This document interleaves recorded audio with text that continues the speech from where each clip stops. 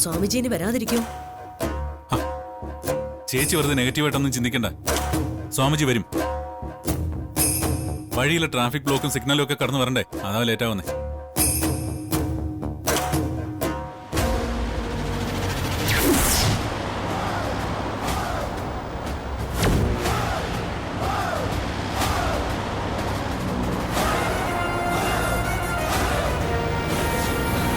ചേച്ചി, സ്വാമിജി വരുന്നുണ്ട്.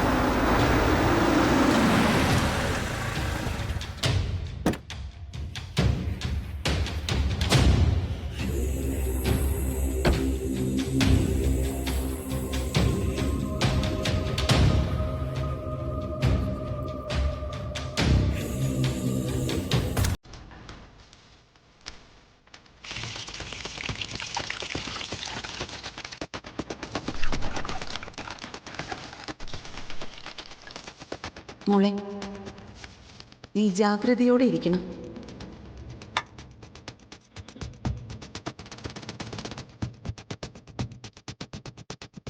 എന്തോ ദുർനിമിത്തം കാണുന്നുണ്ടല്ലോ.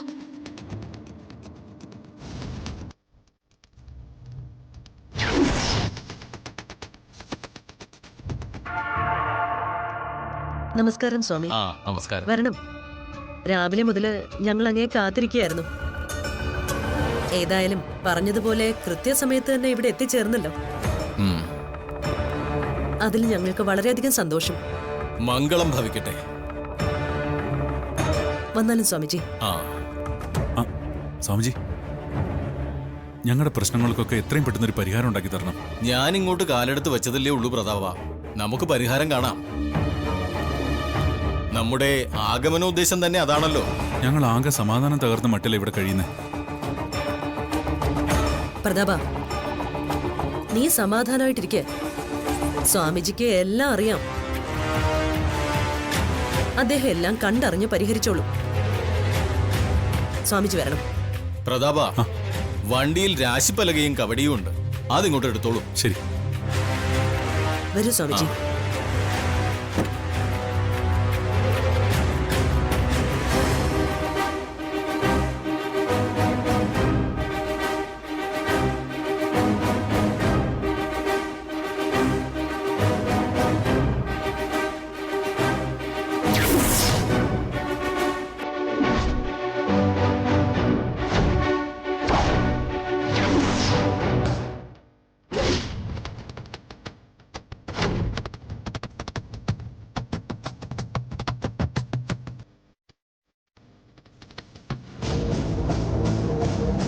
എന്തോ അപശകുനം സംഭവിക്കാൻ പോവാണല്ലോ.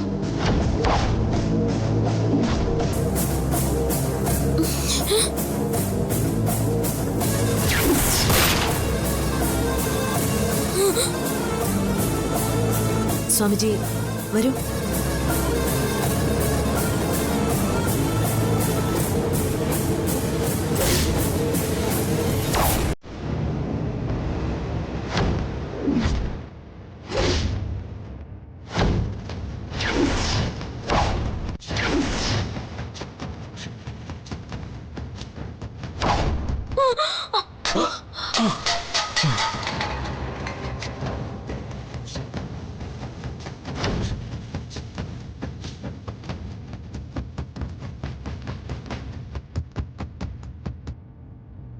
പാർവതി, എന്ത് നീ കാണിച്ചേ?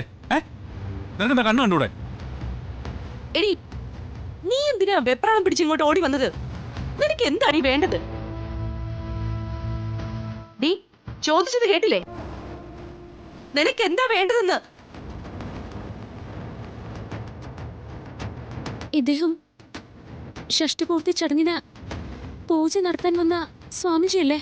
അതെ, ഞാൻ തന്നെയാണ് ഇവിടെ പൂജ നടത്തുന്നത്.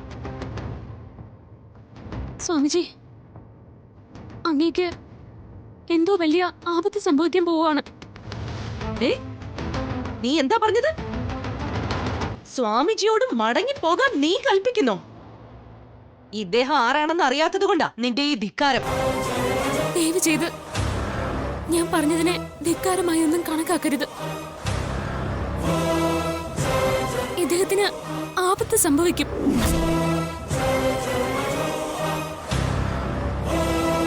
എന്റെ മനസ്സ് എന്നോട് ആവർത്തിച്ച് പറയുവാ.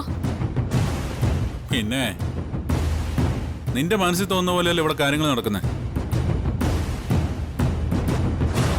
ഇതാരാണ്? ആരാ ഈ പെൺകുട്ടി? സ്വാമിജി, ഇതാണ് പാർവതി, വിശാലിന്റെ ഭാര്യ. സ്വാമിജി, ഞാൻ വെറും വാക്ക് പറയുന്നതല്ല. എന്റെ മനസ്സിൽ ചില നിമിത്തങ്ങൾ തോന്നിയോ അത് അതുപോലെ സംഭവിക്കും. അത് അച്ചട്ടാ. അങ്ങേക്ക് ഒരു തരത്തിലും ഒരാപത്ത് സംഭവിക്കാതിരിക്കാൻ വേണ്ടിയാ അങ്ങയോട് മടങ്ങി പോവാൻ ഞാൻ ആവശ്യപ്പെട്ടത്. ഇത് ഒരിക്കലും ധിക്കാരമല്ല, ആജ്ഞയുമല്ല, അപേക്ഷയാണ്. ദയവ് ചെയ്ത് അങ്ങ് തിരിച്ചു പോണം.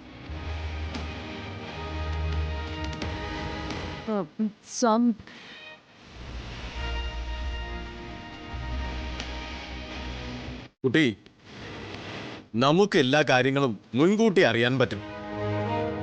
നമുക്ക് ആപത്ത് സംഭവിക്കുമെന്ന് കരുതി നീ ഭയപ്പെടുകയോ സങ്കടപ്പെടുകയോ വേണ്ട. സ്വാമിജി പറഞ്ഞ കേട്ടല്ല, അദ്ദേഹത്തിനെ കാര്യങ്ങളൊക്കെ അറിയാം. നിന്റെ ഉപദേശം ഒന്നും ഇവിടെ വേണ്ട. സ്വാമിജി പറഞ്ഞു. വരണം സ്വാമിജി. ആയിക്കോട്ടെ. വരൂ.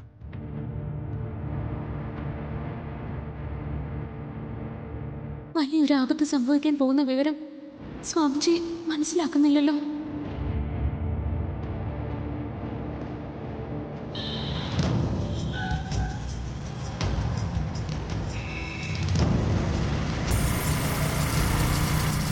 സർ, വണ്ടി എടുക്കും.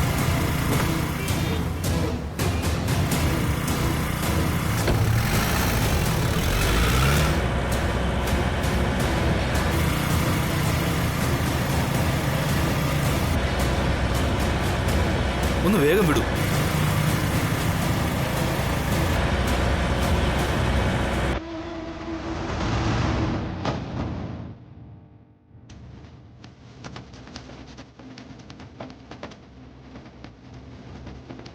ഇവിടെയാണ് പൂജ നടത്തേണ്ടത്. എന്തു തരം പൂജ നടത്തിയിട്ടായാലും ശരി, ഞങ്ങൾ പറഞ്ഞ കാര്യത്തിന് സ്വാമിജി ഒരു തീർപ്പുണ്ടാക്കി തരണം. ഞാൻ വെറുമാക്ക് പറയില്ല പ്രഭാവതി. ഞാൻ ഏറ്റെടുത്ത ദൗത്യം ഞാൻ കൃത്യമായി നിറവേറ്റിയിരിക്കും. പ്രതാപൻ, ആ സഞ്ചിങ് എടുത്തോളൂ.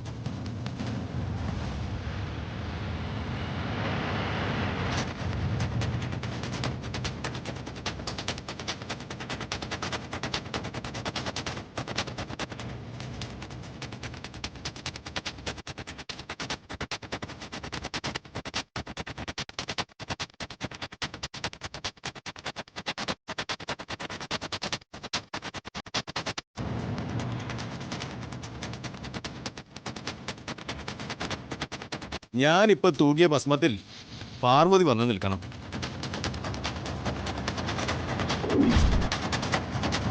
അവൾ വരും, വന്നിവിടെ നിൽക്കും. അങ്ങനെ അവൾ ഇവിടെ വന്ന് നിന്നാൽ അവൾക്ക് 15 മിനിറ്റ് ഈ ഭസ്മത്തിൽ നിന്ന് അനങ്ങാൻ സാധിക്കില്ല. ആ നേരം അത്രയും അവൾ നമ്മുടെ മാന്ത്രിക ബന്ധനത്തിലായിരിക്കും.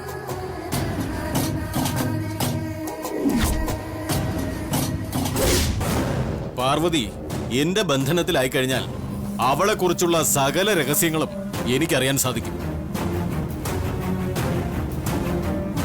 നിങ്ങൾ അവളെ ഇവിടെ എത്തിക്കാൻ നോക്കൂ.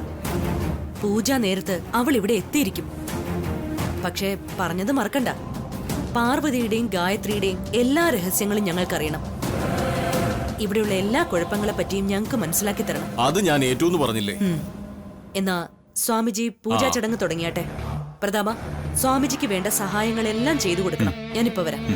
സ്വാമിജി.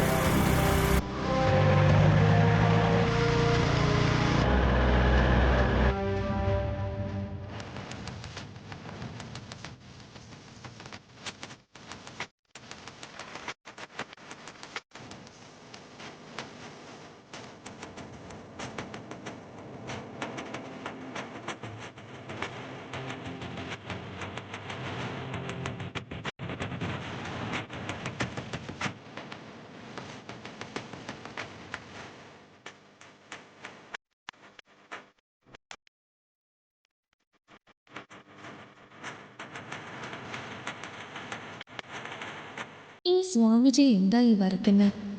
സാധാരണ ഷഷ്ടിപൂർത്തി ചടങ്ങിന്റെ പൂജയ്ക്ക് മുത്തശ്ശനെ ഇതുപോലെ ഒരു ചക്രവും വരച്ച് ഞാൻ കണ്ടിട്ടില്ലല്ലോ. ഇതേത് ചക്രമാ? ഇങ്ങനെ ഏതെങ്കിലും ചക്രം ഉണ്ടോ?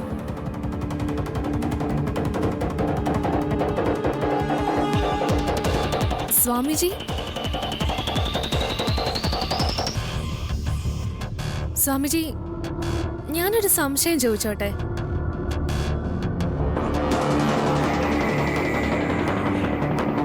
പല്ലവി, നിനക്ക് എന്താ അറിയേണ്ടത്? അല്ല, ഈ സ്വാമിജി ഇത് ഏത് ചക്രം ഇവിടെ വരയ്ക്കുന്നേ?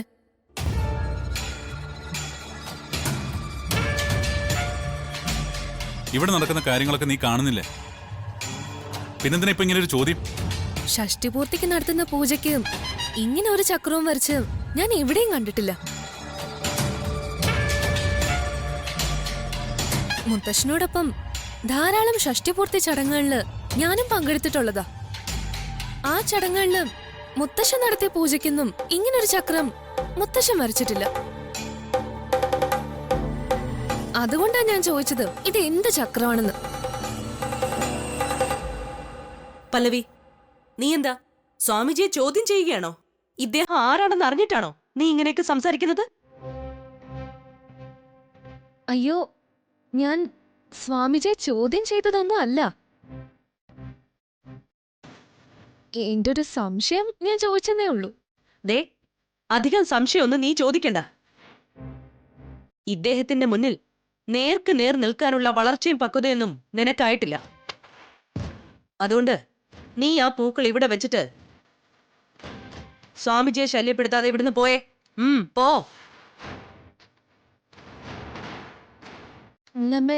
ഞാൻ ആ, ഒന്നും പറയണ്ട. നിന്നോട് ഇവിടുന്ന് പോവാനല്ലേ പറഞ്ഞത്? പോ, പോകാൻ.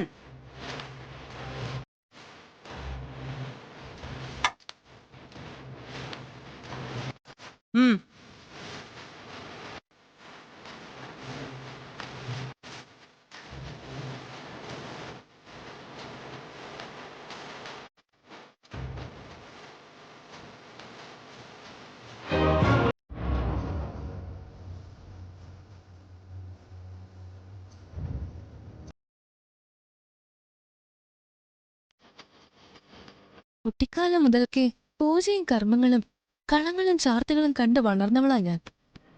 ഒരു കളം കണ്ടാൽ എനിക്കറിയാം അത് എന്തിനാണെന്ന്. ഷഷ്ടിപൂർത്തിക്ക് വരയ്ക്കാത്ത കളം എന്തിനാ ഇവിടെ വരയ്ക്കുന്നത്? ഞാനത് ചോദിച്ചപ്പോ വലിയ തെറ്റായിപ്പോയോ?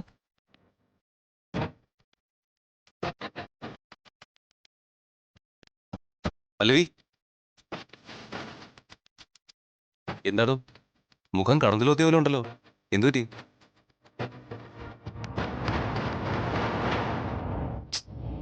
എടോ, ഞാൻ ചോദിച്ചതിന് മറുപടി പറയേ. താൻ എന്തിനാ ഇങ്ങനെ മുഖം വെറുപ്പിച്ച് നിൽക്കുന്ന? ആരെങ്കിലും വഴക്ക് പറഞ്ഞോ? ആ, പറഞ്ഞു. ആരെ വഴക്ക് പറഞ്ഞു? സാറിന്റെ അമ്മ. എന്റെ അമ്മയോ? എന്റെ അമ്മ തന്നെ വഴക്ക് പറയാനും മാത്രം താൻ എന്ത് പ്രശ്നം ഉണ്ടാക്കിയത്? താഴെ നടക്കുന്നൊന്നും വിപിൻ സാറ് കാണുന്നില്ലേ? അവിടെ പൂജയ്ക്കുള്ള ഒരുക്കങ്ങൾ നടക്കല്ലേ? അയാള് ആ സ്വാമിജി അവിടെ എന്താ ചെയ്യുന്നതെന്ന് നിങ്ങൾക്ക് വല്ല പിടിയുണ്ടോ? അയാൾ അവിടെ ആവശ്യമില്ലാത്ത ചക്രങ്ങളും കളങ്ങളും വരച്ച് പൂജ നടത്താൻ പോവുക. അത് ഷഷ്ടിപൂർത്തിക്ക് വരയ്ക്കുന്ന കളമല്ല. അതെനിക്ക് നന്നായിട്ടറിയാം.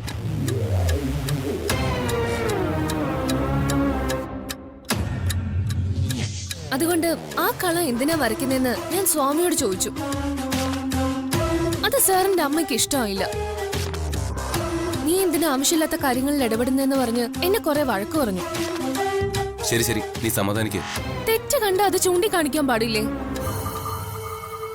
എന്റെ മുത്തശ്ശൻ ധാരാളം ഷഷ്ടിപൂർത്തിക്ക് പൂജ നടത്തിയിട്ടുണ്ട്. അതിൽ കുറച്ച് പൂജകൾക്ക് ഞാനും പങ്കെടുത്തിട്ടുണ്ട്. അവിടെയൊന്നും ഒരിക്കലും ഇങ്ങനൊരു കളം വരച്ച് ഞാൻ കണ്ടിട്ടില്ല.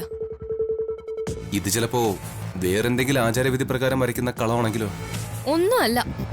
ആ സ്വാമി ആളത്ര ശരിയല്ല. അയാള് സ്വാമിയുടെ വേഷം കിട്ടി എല്ലാരും പറ്റിക്കുവാണെന്ന് എനിക്ക് തോന്നുന്നേ. ആവശ്യമില്ലാത്ത കളം വരച്ച് പൂജ നടത്തിയാലേ അതിന്റെ ദോഷം ഈ കുടുംബത്തിലുള്ളവർ അനുഭവിക്കേണ്ടി വരും. അതുകൊണ്ടാ ഞാനത് ചോദിച്ചത്. അത് ഇഷ്ടമല്ലെങ്കിൽ വേണ്ട. ഏയ്,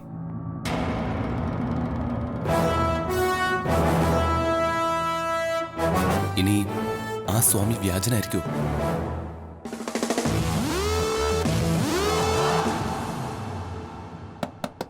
ഹലോ ബ്രോ. ബ്രോ.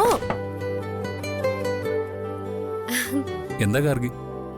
ബ്രോ, അവിടെ പൂജ ചെയ്യാനുള്ള സ്വാമിജി വന്നിട്ടുണ്ട്. പൂജയ്ക്കുള്ള ഒരുക്കങ്ങളും എല്ലാം റെഡിയായി കഴിഞ്ഞു. എല്ലാവരോടും വേഗം അങ്ങോട്ട് ചെല്ലാൻ പറഞ്ഞേക്കുവാ.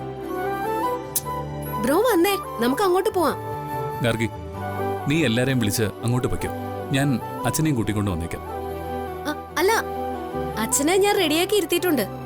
ബ്രോ ഇനി കൂട്ടിക്കൊണ്ടു വന്നാ മതി. അച്ഛനെ താഴേക്ക് കൊണ്ടുവരാൻ ഞാൻ കൂടി വരണോ? ഏയ് വേണ്ട.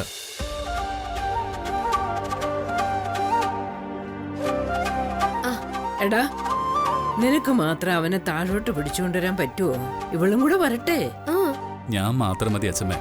അച്ഛമ്മയും ഗാർഗിയൊക്കെ താഴേക്ക് ചെല്ലാം. എന്നാ അച്ഛമ്മ വാ, നമുക്ക് താഴേക്ക് ചെല്ലാം. ആ ഗാർഗി, പാർവതി എവിടെ? അവള് റെഡിയായോ?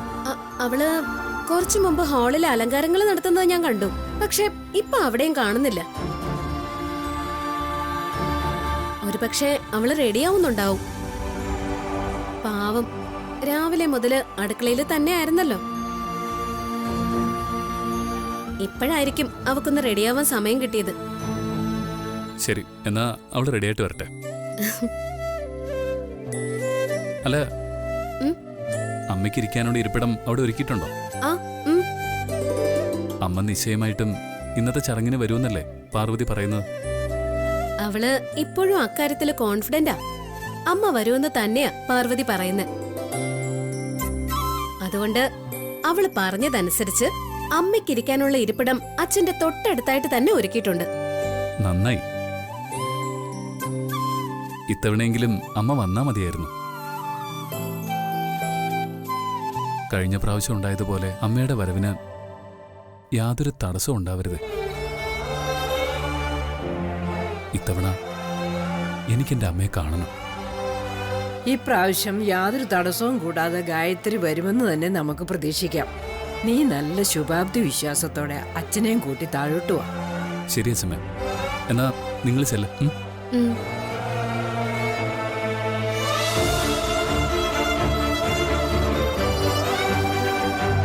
അച്ഛമ്മ വാ. ഈ ഷഷ്ടിപൂർത്തി ചടങ്ങിന് ഗായത്രിയമ്മ വരുമെന്നാണ് പാർവതി പറയുന്നത്. അവള് പറയുന്നതിനെ ഇപ്പൊ വെറുതെ തള്ളിക്കളയാൻ എനിക്കാവില്ല. ഗായത്രിയമ്മ വരുമെന്ന് അവള് പറഞ്ഞ സ്ഥിതിക്ക് അവര് വരും. അവരെന്തിനാ വരുന്നത്? അന്ന് മാജിക് ബോക്സിനുള്ളിൽ ഒളിപ്പിച്ചു വെച്ചിരുന്ന മെമ്മറി കാർഡിനുള്ളിലെ രഹസ്യം പറഞ്ഞു കൊടുക്കാനാണോ വരുന്നത്? അതോ മറ്റെന്തെങ്കിലും രഹസ്യങ്ങൾ വെളിപ്പെടുത്താനാണോ? ഗായത്രി അമ്മയും ഉദിയന്നൂരമ്മയും കൂടെ ഉണ്ടെന്ന ധൈര്യത്തിലാ അവൾ എന്നെ വെല്ലുവിളിക്കുന്നത്. ഇനിയിപ്പോ ഗായത്രി അമ്മ വരുമ്പോ പാർവതി എന്നെക്കുറിച്ചുള്ള കുറ്റങ്ങൾ വല്ലതും അവരോട് പറഞ്ഞു കൊടുക്കൂ? ഞാനും വിശാലും തമ്മിലുള്ള വിവാഹം മുടക്കാനായി ഗായത്രി അമ്മ മുഖേന അവളിനി വല്ല ശ്രമവും നടത്തുമോ? അങ്ങനെയാണെങ്കിൽ എനിക്കത് അപകടമാകും. ആ സ്ഥിതിക്ക് ഗായത്രിയമ്മ വരുന്നതിന് മുൻപ് ആ ഷഷ്ടിപൂർത്തി ചടങ്ങിനിടെ പാർവതിയെ തീർക്കാനുള്ള എന്തെങ്കിലും പദ്ധതി പ്ലാൻ ചെയ്യണം. എങ്ങനെ ഇതിനിടയിൽ അവളെ വകവരുത്താം?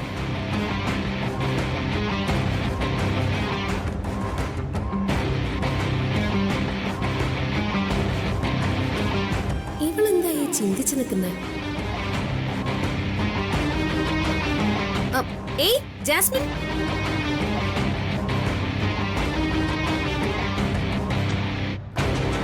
എന്താ ഗാർഗി, നിനക്കെന്താ വേണ്ടേ? അല്ല, ഇവിടെ എല്ലാവരും പൂജയിൽ പങ്കെടുക്കാൻ വേണ്ടി തിരക്കിട്ട് ഒരുങ്ങുമ്പോ നീ എന്താ ഇവിടെ ചിന്തിച്ചു നിൽക്കുന്നേ? അല്ല, അതെന്തിനാ ഞാൻ നിന്നോട് പറയുന്നത്? ഞാൻ ചോദിച്ചതേ ഉള്ളൂ.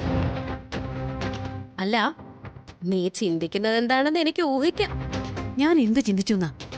സദാ സമയവും നിന്റെ ചിന്ത ഈ കുടുംബം എങ്ങനെ കുളം തോണ്ടാന്നല്ലേ?